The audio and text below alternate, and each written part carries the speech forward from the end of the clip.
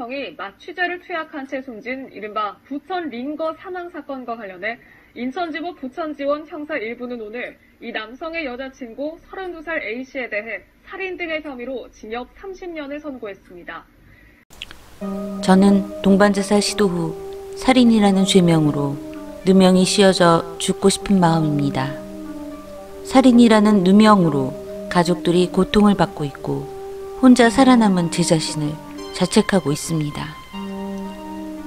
살인이라는 무서운 단어조차 입에 담기 무섭습니다. 저는 살인자가 아닙니다. 죽일 수도 살인할 수도 없습니다. 사망한 남자친구에게 빨리 가고 싶은 마음뿐입니다.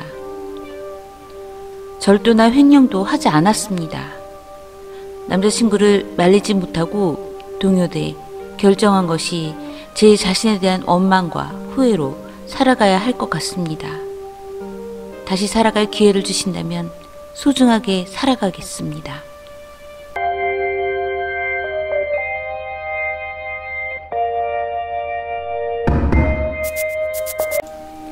안녕하세요. 저는 미스터리한 사건과 사고를 전하는 콜드케이스 크리스비입니다. 유호철 씨는 가족들에게 여자친구 박 씨와 밥을 먹고 온다며 가벼운 옷차림으로 집을 나갔지만 다음 날까지 돌아오지 않았습니다. 다음 날 유호철 씨는 한 모텔에서 팔에 링거바들을 꽂은 채 숨져 있었고 옆에 함께 있던 여자친구 박 씨는 패닉 상태로 발견됐습니다.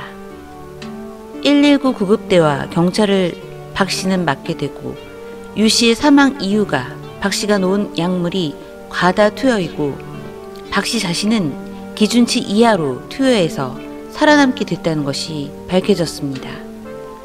박 씨는 남자친구가 먼저 자살을 제안했다고 했고 자신은 너무 사랑한 나머지 함께 하기로 했다고 밝혔습니다.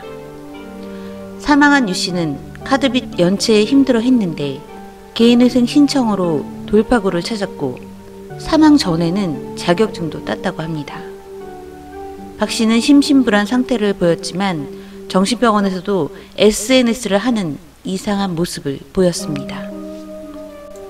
지난 2018년 경기도 부천의 한 모텔에서 30대 남성이 프로포폴 등 약물 투약 흔적을 남기고 숨진 채 발견된 일명 부천 링거 사망 사건과 관련하여 검찰이 살인 등의 혐의로 기소된 피의자의 여자친구에게 무기징역을 선고했습니다. 그것은 유 씨의 유족이 청와대 국민청원 게시판에 글을 올려 의혹을 제기하면서부터 시작된 공판이었습니다. 유 씨의 누나라고 자신을 소개한 청원자는 해당 글에서 2년 전 박 씨는 본인도 스스로 극단적 선택을 하려고 링거를 투약했지만 링거 바늘이 빠져서 중간에 깨어나 신고했다는 말이 안 되는 주장을 하고 있다. 라고 말했습니다. 그러면서 남동생 친구들에 따르면 박 씨는 남동생과 크게 싸우며 다툼이 잦았으며 3년 된 동거남이 있고 결혼까지 생각했다. 박 씨는 평소 피로해소에 좋다며 약물을 다른 사람들에게 투약했고 남동생의 친구들에게도 권했다. 남동생의 죽음에 대한 진실을 철저하게 수사해 엄중한 처벌을 받을 수 있도록 해달라. 라고 촉구했습니다. 박 씨는 2018년 10월 21일 오전 11시 30분쯤 경기도 부천시 한 모텔에서 링거로 마취제 등을 투약해 남자친구 당시 30세였던 유 씨를 숨지게 한 혐의 등으로 구속 기소됐습니다. 박 씨는 또 프로포폴 등을 처방전 없이 유 씨에게 투약했는데 약물의 출처는 2016년 8월 자신이 근무하던 병원이 폐업하자 의약품을 훔친 혐의도 있습니다.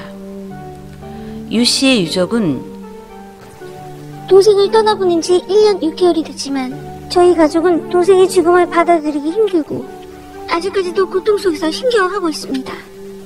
범인은 불구속 상태에서 필라테스를 배우고 가족들과 맛집을 찾아다니며 인스타그램에 사진을 올리고 저희 가족은 창자가 끊어지는 아픔과 고통을 억누르며 지금까지 견뎌왔습니다.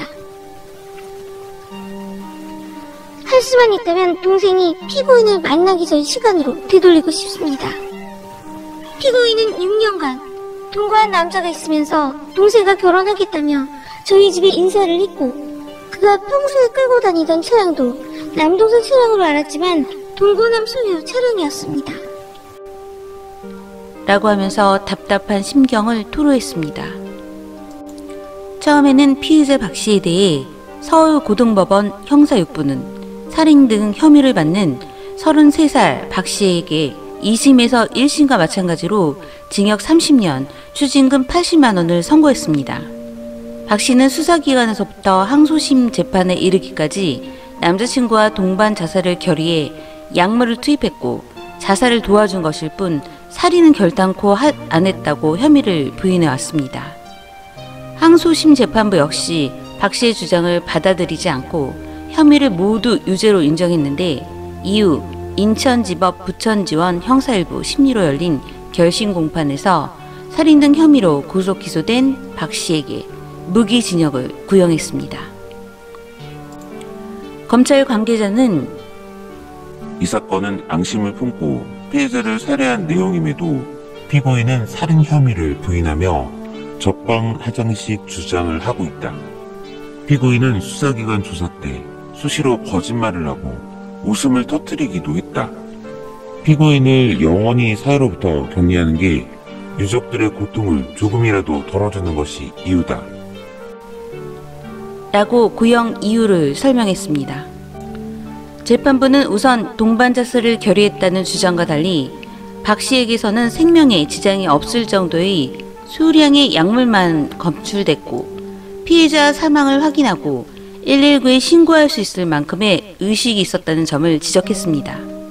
또 피해자 사망 이후 자살을 시도했다고 볼 만한 주저 흔도 발견되지 않았다고 밝혔습니다. 재판부는 특히 박 씨가 인터넷 사이트 등을 통해 과다투여, 죽음 등을 검색했고 피해자의 죽음을 동반 자살로 은폐하는 것과 관련한 내용도 찾아봤다고 설명했습니다. 피해자 유호철 씨의 말과 행동에서 자살의 징후를 찾을 수 없었다는 점도 지적됐습니다. 피해자는 사건 전날에도 박 씨에게 전화해서 한 달 뒤에 있을 결혼식에 참석하자거나 서로를 닮은 자녀를 낳고 싶다는 등의 이야기를 했으며 며칠 전에 건설기계 면허를 취득하기도 했다는 겁니다. 재판부는 간호조무사 경력이 있는 박 씨가 약물 투여 과정 전반을 주도적으로 실행했다며 피의자의 사망을 충분히 예견할 수 있었던 상황에 대해 냉정하게 말했습니다. 재판부는 박 씨는 냉혹한 범죄를 저질렀음에도 피해자와 동반자살을 시도했지만 자신만 살아남은 것이라고 주장하는 등 진심으로 반성하지 않고 있다. 피해자 가족들도 박 씨에게 엄벌을 선고해달라고 호소하고 있다. 라고 양형 이유를 밝혔습니다. 하지만 박 씨는 최후의 진술에서 동반 자살을 시도하고 저만 살아남았다고 해서 살인자가 될 수는 없고 하지도 않은 살인을 했다고 할 수 없습니다. 전 죽이지도 않았고 죽일 수도 없고 죽일 이유도 없습니다. 라고 호소했습니다. 박 씨는 재판 과정에서 거짓말을 하고 마치 미친 사람처럼 웃음을 터뜨리기도 했다고 합니다. 유호철 씨를 살해했다는 것이 인정된 피의자 박 씨는 왜 남자친구 유 씨를 살해해야만 했을까요? 그리고 박 씨는 왜 그토록 자신의 범죄를 끝까지 부인하고 있는 것일까요? 여러분의 생각이 궁금합니다. 저는 콜드케이스 크리스비였습니다. 시청해주셔서 감사합니다.